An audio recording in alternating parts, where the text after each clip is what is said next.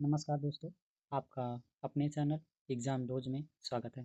आज हम बात करेंगे आधुनिक भारत की। आधुनिक भारत में जो सबसे ज़्यादा क्वेश्चन पूछे जाते हैं, उन क्वेश्चनों को आज हम लोग करेंगे। ये लगभग 100 से ज़्यादा हो सकते हैं। तो आइए बिना देरी के शुरू करते हैं। पहला क्वेश्चन है कि 1857 की क्रांति का तात्कालिक कारण क्या था? तो इसका सही उत्तर है सी, चर्बी वाले कारतूस। कारतूस में गाय और सूअर की चर्बी होने के कारण धार्मिक भावना भड़की और विद्रोह की चिंगारी लगी। अगला क्वेश्चन है कि 1857 की क्रांति के समय बहादुर शाह जफर को किसने नेता घोषित किया? इसका सही उत्तर है दिल्ली की सिपाहियों ने। मेरठ से चलकर दिल्ली पहुंचे सिपाहियों ने बहादुर शाह जफर को सम्राट घोषित किया।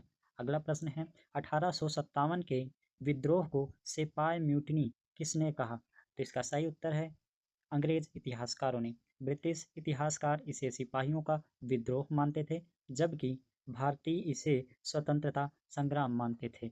अगला प्रश्न है भारतीय राष्ट्रीय कांग्रेस की स्थापना कब हुई? तो सही उत्तर है 1885। ए ओ ह्यूम द्वारा स्थापित कांग्रेस की पहली बैठक मुंबई में हुई थी और इसके अध्यक्ष थे डब्ल्यू.सी. बनर्जी जी। अगला प्रश्न है स्वदेशी आंदोलन कब शुरू हुआ? सही उत्तर है 1905 को। बंगाल विभाजन के विरोध में यह आंदोलन शुरू हुआ, जिसमें विदेशी वस्त्रों का बहिष्कार हुआ। अगला प्रश्न है बंगाल का विभाजन कब हुआ था? सही उत्तर है 1905 में। लॉर्ड कर्जन द्वारा बंगाल को धार्मिक आधार पर विभाजित किया गया था। अगला प्रश्न है भारत छोड़ो आंदोलन की शुरुआत कब हुई थी? तो सही उत्तर है 1942। महात्मा गांधी ने अंग्रेजों भारत छोड़ो का नारा 8 अगस्त 1942 को दिया था। अगला प्रश्न है गांधी इरविन समझौता कब हुआ था? तो सही उत्तर है बी नंबर 1931। यह समझौता सविनय अवज्ञा आंदोलन के बाद हुआ, जिसमें गांधी जी द्वितीय गोलमेज सम्मेलन में भाग लेने के लिए तैयार हुए। अगला प्रश्न है तात्या तोपे का असली नाम क्या था? तो सही उत्तर है रामचंद्र पांडुरंग। तात्या तोपे 1857 के महान सेनानायक थे। वह नाना साहब के सहयोगी थे। अगला प्रश्न है भारत मेरा जन्मसिद्ध अधिकार है, इसे लेकर रहूंगा किसने कहा था? तो सही उत्तर है बाल गंगाधर तिलक ने। यह नारा स्वतंत्रता की लड़ाई में प्रेरणा बना। अगला प्रश्न है अंग्रेजों भारत छोड़ो का आंदोलन की शुरुआत कहाँ से हुई? तो सही उत्तर है मुंबई। 8 अगस्त 1942 को मुंबई गोवलिया टैंक मैदान से गांधी जी ने भारत छोड़ो आंदोलन की घोषणा की थी। अगला प्रश्न है चंपारण सत्याग्रह किससे संबंधित था? तो सही उत्तर है नील की खेती से। बिहार के चंपारण जिले में किसानों को जबरदस्ती नील की खेती करवाई जा रही थी, जिसके खिलाफ गांधी जी ने पहला सत्याग्रह किया। यह गांधी जी का पहला सत्याग्रह था। अगला प्रश्न है भारतीय समाज में अन्याय के विरुद्ध प्रतिकार का विचार किसने दिया? तो सही उत्तर है गांधी जी ने। गांधी जी का मानना था कि अन्याय के विरुद्ध अहिंसक प्रतिकार करना हर नागरिक का नैतिक कर्तव्य है। 14वां प्रश्न है जलियांवाला बाग हत्याकांड कब हुआ? तो सही उत्तर है 1919 में। 13 अप्रैल 1919 को अमृतसर के जलियांवाला बाग में जनरल डायर ने सैकड़ों निहत्थे भारतीयों पर गोली चलवा दी थी। अगला प्रश्न है बंगाल विभाजन को रद्द कब किया गया? तो सही उत्तर है 1911 को। बंगाल विभाजन के खिलाफ देशव्यापी विरोध के कारण 1911 में ब्रिटिश सरकार ने इसे रद्द कर दिया था। द हिंदू अखबार की स्थापना किसने की थी? तो सही उत्तर है जी सुब्रमण्यम अय्यर ने।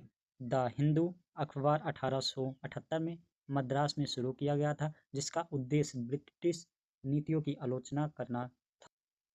अगला प्रश्न है कि पहले गोलमेज सम्मेलन में राष्ट्रीय कांग्रेस ने भाग लिया था या नहीं? तो उत्तर होगा नहीं। कांग्रेस ने पहले गोलमेज सम्मेलन का बहिष्कार किया था, क्योंकि सविनय अवज्ञा आंदोलन चल रहा था। अगला प्रश्न है कि पूर्ण स्वराज का प्रस्ताव किस अधिवेशन में पारित किया गया? तो सही उत्तर है लाहौर अधिवेशन में। लाहौर अधिवेशन में जवाहरलाल नेहरू की अध्यक्षता में पूर्ण स्वराज की घोषणा की गई। अगला प्रश्न है हिंद स्वराज की पुस्तक किसने लिखी थी? हिंद स्वराज की पुस्तक किसने लिखी थी? तो सही उत्तर होगा गांधी जी ने। 1919 में गांधी जी ने हिंद स्वराज में भारतीय संस्कृति, सभ्यता और स्वतंत्रता पर अपने विचार रखे। अगला प्रश्न है कि इंकलाब जिंदाबाद का नारा किसने दिया था? तो सही उत्तर होगा भगत सिंह ने। भगत सिंह ने क्रांतिकारी नारा दिया जो युवाओं में आज़ादी की भावना जागृत करने में महत्वपूर्ण रहा। भगत सिंह को किस केस में फांसी दी गई थी? तो उत्तर है लाहौर षड्यंत्र केस में। भगत सिंह, राजगुरु और सुखदेव को सैंडर्स की हत्या के लिए लाहौर षड्यंत्र केस में 1931 में फांसी दी गई थी। साइमन कमीशन भारत कब आया था? तो सही उत्तर है 1928। 1928 में भारत आया साइमन कमीशन पूरी तरह अंग्रेजों से बना था, इसलिए इसका देश भर में विरोध हुआ। साइमन कमीशन का नारा क्या था? उत्तर है साइमन वापस जाओ। भारतीयों ने इस कमीशन का विरोध किया क्योंकि इसमें कोई भारतीय सदस्य नहीं था। लाला लाजपत राय इसके विरोध में घायल हो गए थे। दांडी यात्रा की शुरुआत कहाँ से हुई थी? तो सही उत्तर है साबरमती आश्रम से। 12 मार्च 1930 को गांधी जी ने 78 लोगों के साथ साबरमती से दांडी तक नमक कानून तोड़ने के लिए यात्रा शुरू की थी। अगला प्रश्न है सविनय अवज्ञा आंदोलन कब शुरू हुआ था? तो सही उत्तर है 1930। गांधी जी द्वारा नमक कानून तोड़ने के साथ यह आंदोलन शुरू हुआ जिसमें लाखों भारतीयों ने भाग लिया था। अगला प्रश्न है सविनय अवज्ञा आंदोलन कब शुरू हुआ था? तो सही उत्तर है 1930 को। अगला प्रश्न है कि यंग इंडिया पत्रिका किसने शुरू की थी? तो सही उत्तर है महात्मा गांधी जी ने। गांधी जी ने इस पत्रिका के माध्यम से स्वतंत्रता आंदोलन के विचारों को जनता तक पहुंचाया। होम रूल आंदोलन की शुरुआत किसने की थी? तो सही उत्तर है बाल गंगाधर तिलक ने। 1916 में तिलक और एनी बेसेंट ने मिलकर यह आंदोलन शुरू किया जिससे स्वराज की मांग को बल मिला। अगला प्रश्न है महात्मा गांधी का पहला सत्याग्रह भारत में कहाँ हुआ था? तो सही उत्तर है चंपारण। गांधी जी ने चंपारण में नील किसानों की सहायता के लिए 1917 में पहला सत्याग्रह किया।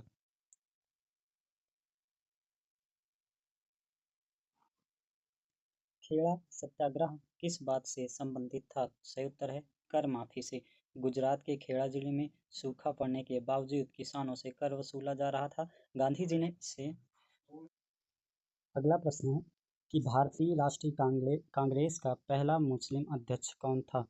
तो सही उत्तर है बदरुद्दीन तैयब जी। वे 1887 में मद्रास अधिवेशन में कांग्रेस के अध्यक्ष बने और हिंदू मुस्लिम एकता के पक्षधर थे।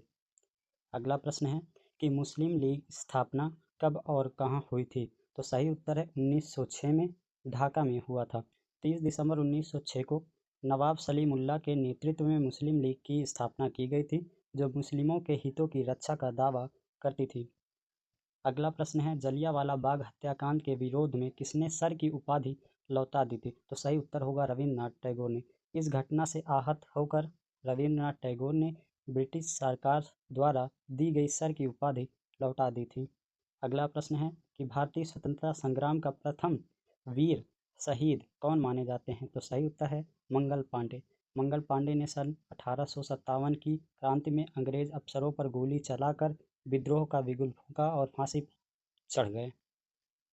अगला प्रश्न है कि गांधी इरविन समझौते के बाद गांधी जी ने कौन से सम्मेलन में भाग लिया था? तो सही उत्तर है दूसरा गोलमेज सम्मेलन।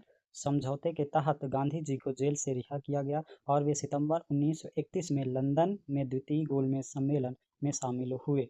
अगला प्रश्न है कि किसान आंदोलन को अहिंसक विद्रोह कहा गया कौन से में? असहयोग आंदोलन में। गांधी जी ने ब्रिटिश शासन से सहयोग न करने का आह्वान किया और यह आंदोलन पूरी तरह अहिंसक था। अगला प्रश्न है कि कांग्रेस ने किस अधिवेशन में असहयोग आंदोलन पारित किया था? तो सही उत्तर है नागपुर अधिवेशन 1922 में। नागपुर अधिवेशन कांग्रेस ने असहयोग आंदोलन को स्वीकार किया और उसका देश भर में प्रचार शुरू हुआ। अगला प्रश्न है कि खिलाफत आंदोलन का उद्देश्य क्या था? तो सही उत्तर है तुर्की के खिलाफ की सत्ता की बहाली।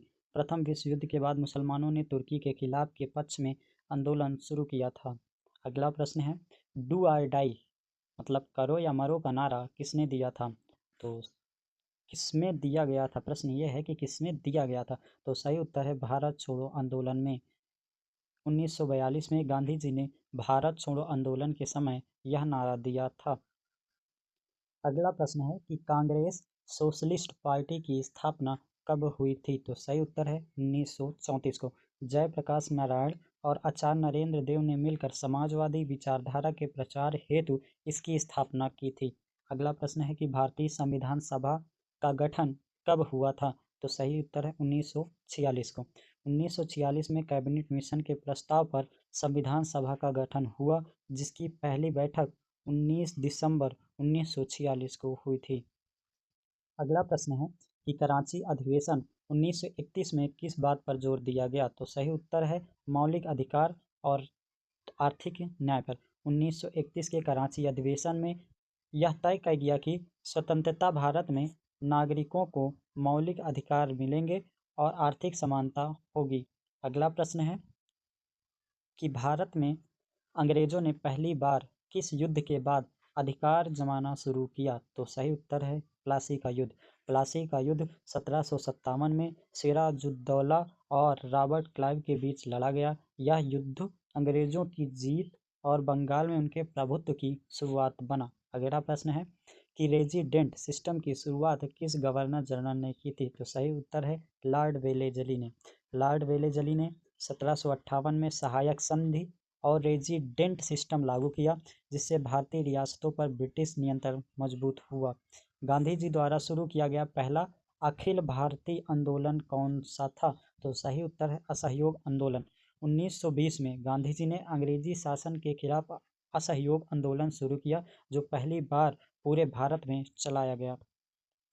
अंग्रेजों ने किस संधि के बाद दीवानगी मतलब कि राजस्व वसूली का अधिकार प्राप्त किया? तो सही उत्तर है इलाहाबाद संधि।